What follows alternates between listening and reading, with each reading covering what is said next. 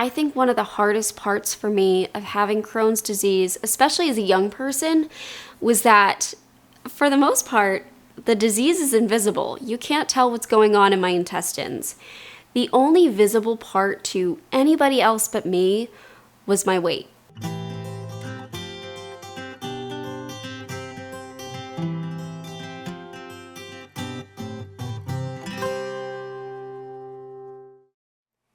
Hey guys, it's Maggie, and I am back today to talk about a question I've received and not really answer it, I think, the way maybe people wanted it to be answered, and that's gaining weight with Crohn's disease or other GI illnesses. I've gotten asked, how do you gain weight?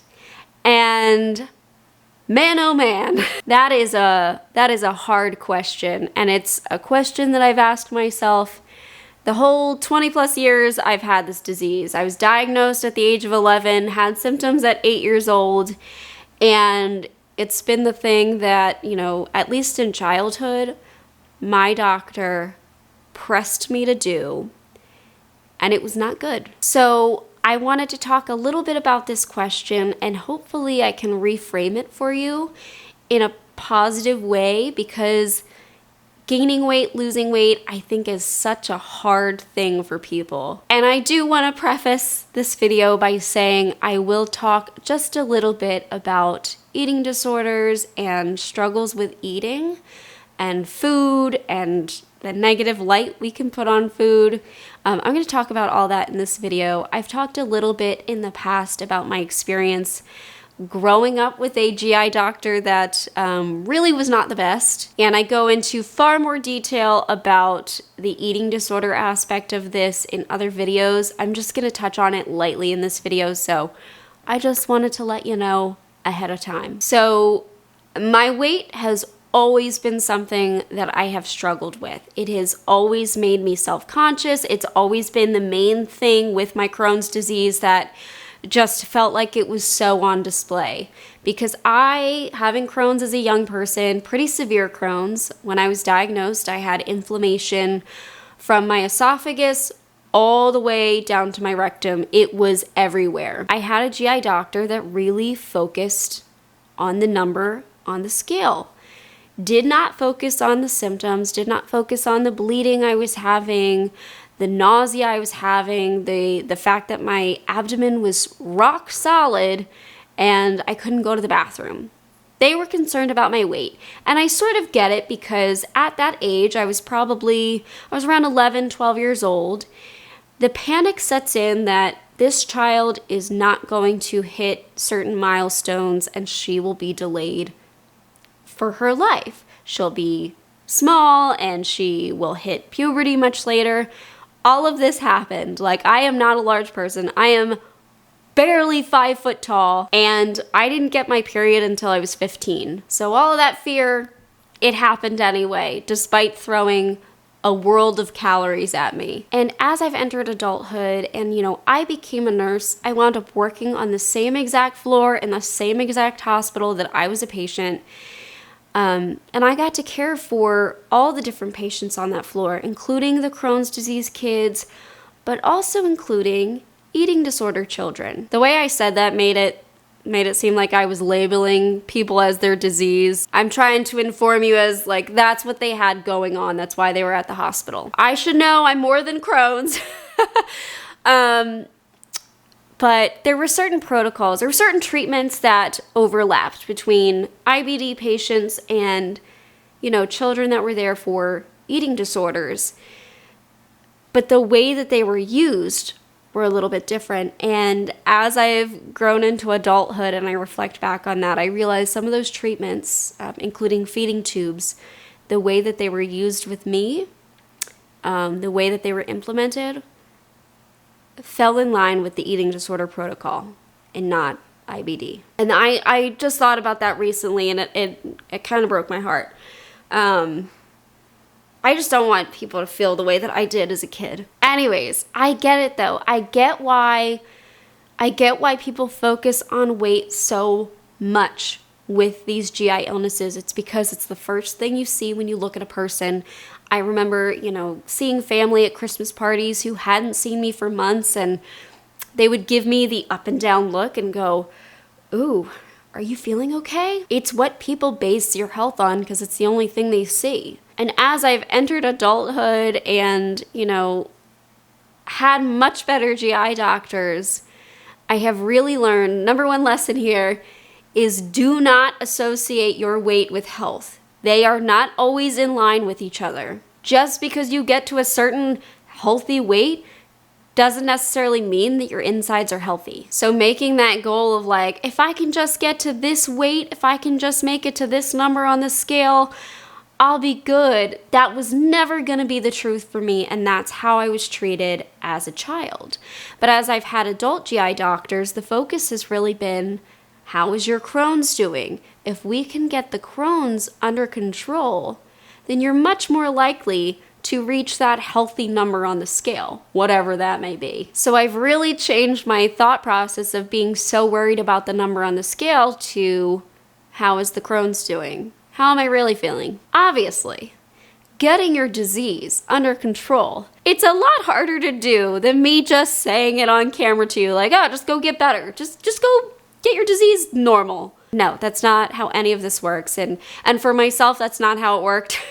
It was a long, long battle. And unfortunately, with the doctor I had as a child, really kind of ignoring the actual state of Crohn's disease, I had so much inflammation, I had so much scar tissue in my rectum and colon that they were no longer usable. They were no longer salvageable.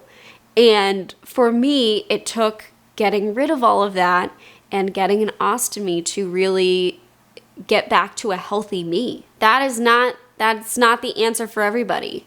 Not everybody is going to need this. And it really is a huge push for me to, say you need to advocate for yourself and you need to educate yourself about your illness, because as a child, I knew nothing about Crohn's disease. My dad knew nothing about Crohn's disease, and we were trusting the doctor. And it's not to say that, you shouldn't trust your provider. That's not at all what I'm saying. What I'm saying is recognize that not every doctor is going to know everything about your illness, and not every doctor is going to be a good fit for you. That is going to happen. And recognizing that, realizing that whatever doctor you're assigned, you don't have to be stuck with. They might not actually be good for you.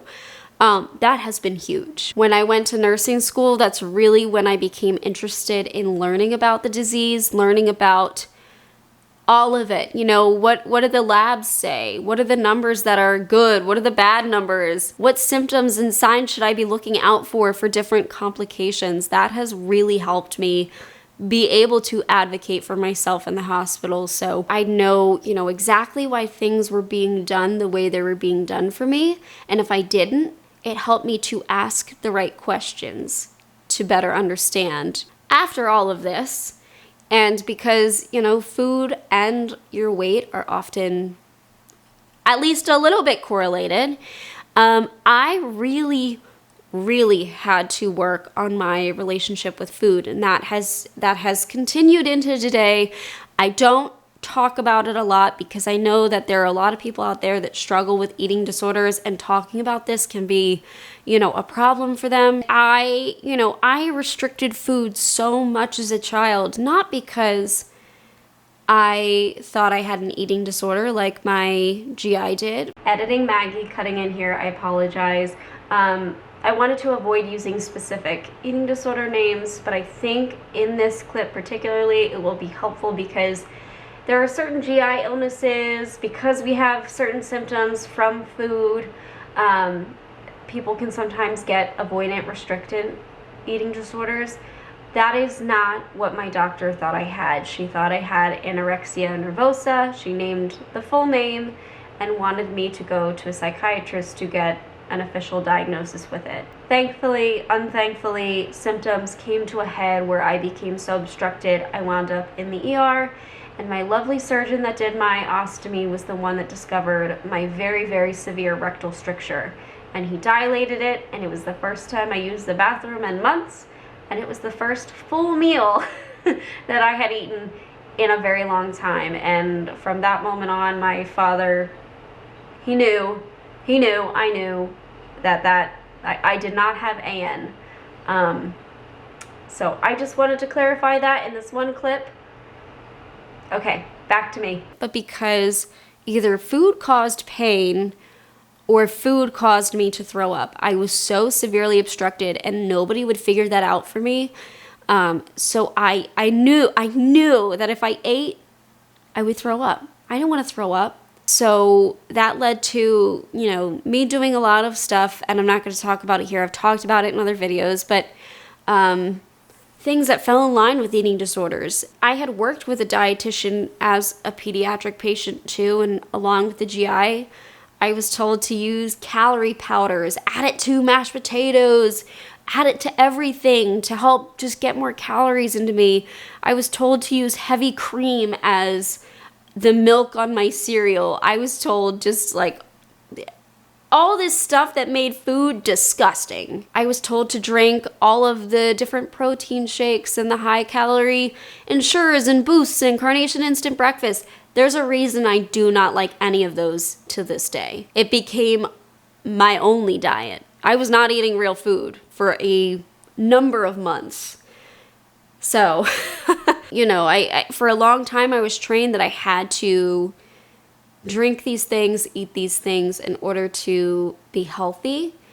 And I carried that into adulthood. I mean, before I had my colectomy and I felt like the number on the scale was not appropriate for my size, I had purchased calorie powders, high calorie shakes. I was Googling all different ways to gain weight, and it made me hate food. It made me hate it.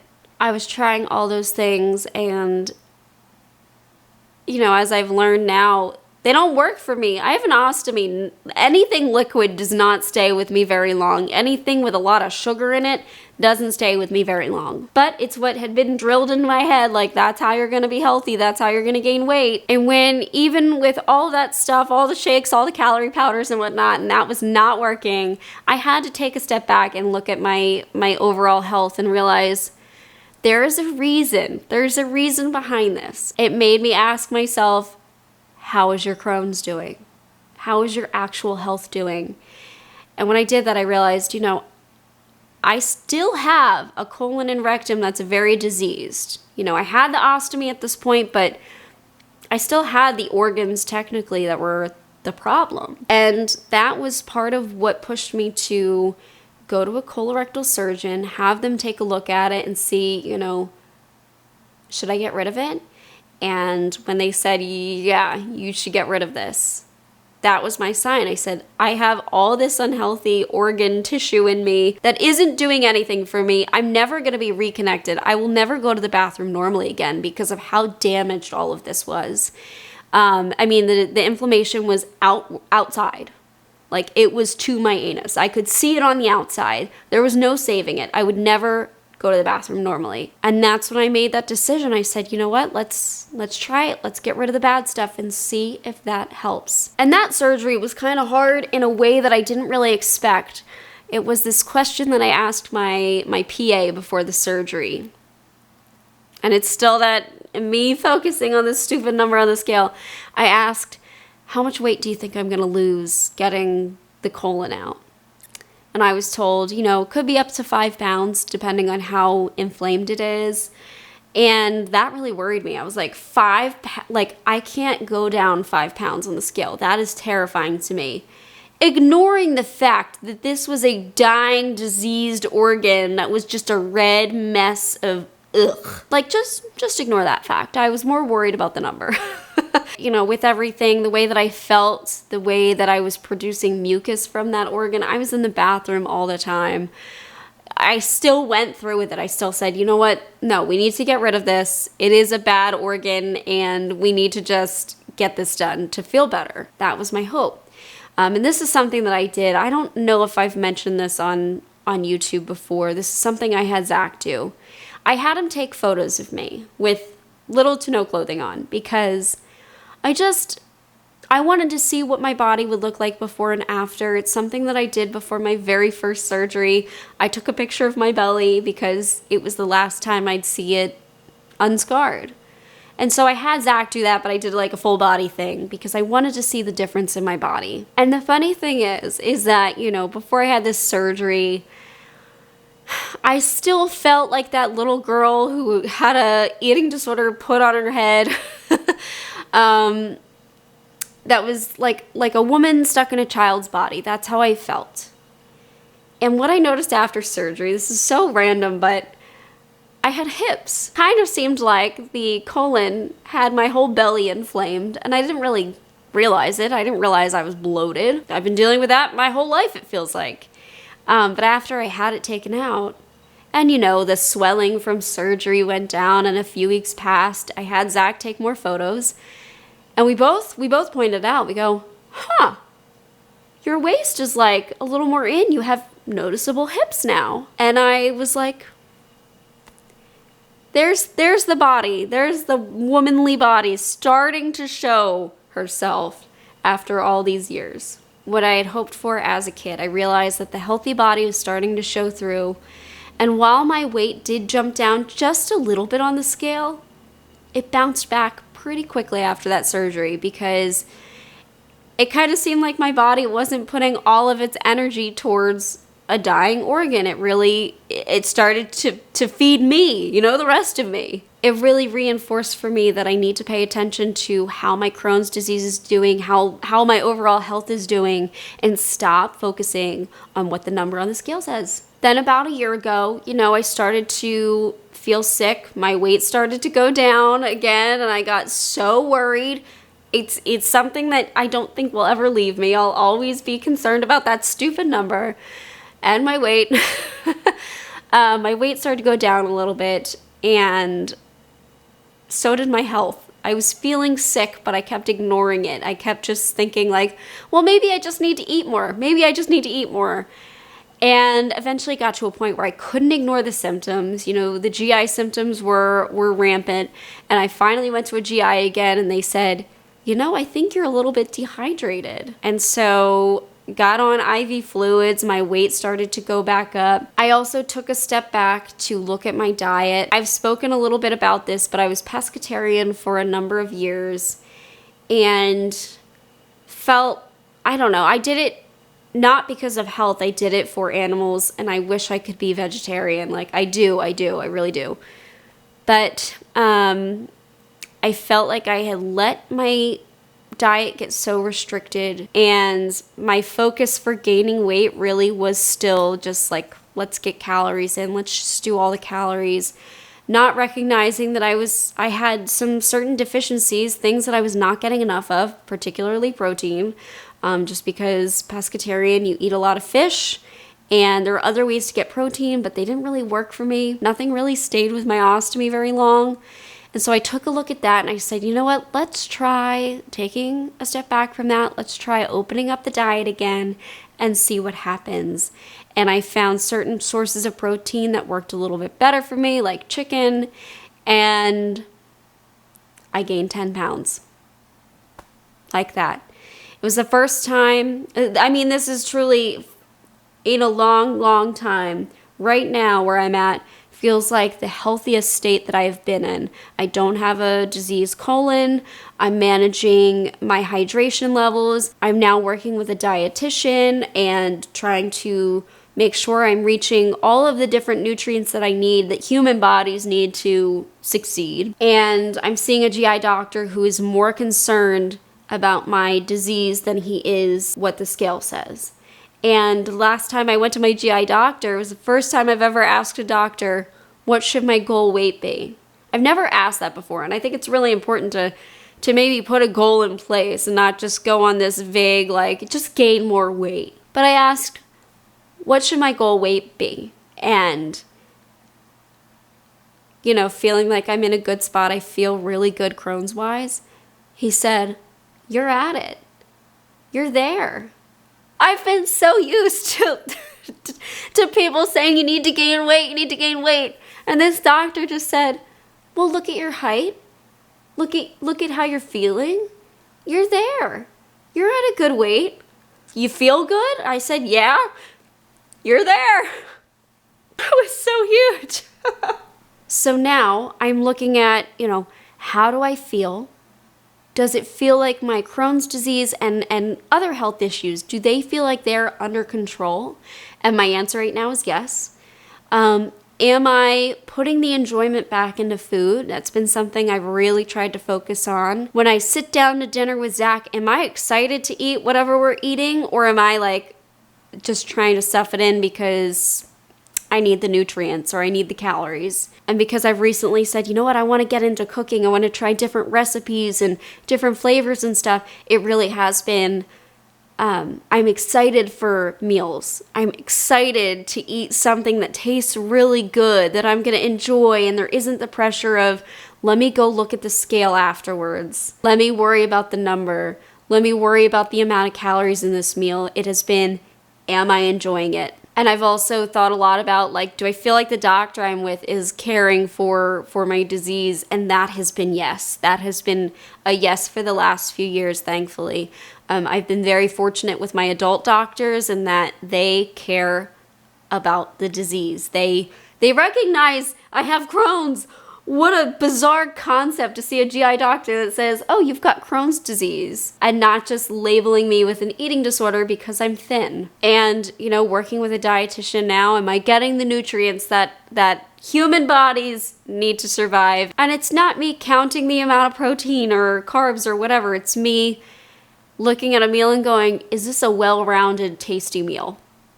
I think I'll always have a little bit of a struggle, you know, just that automatic weighing myself to see where I'm at, but really focusing on how is my health doing, and knowing that your weight kind of falls in line after your health.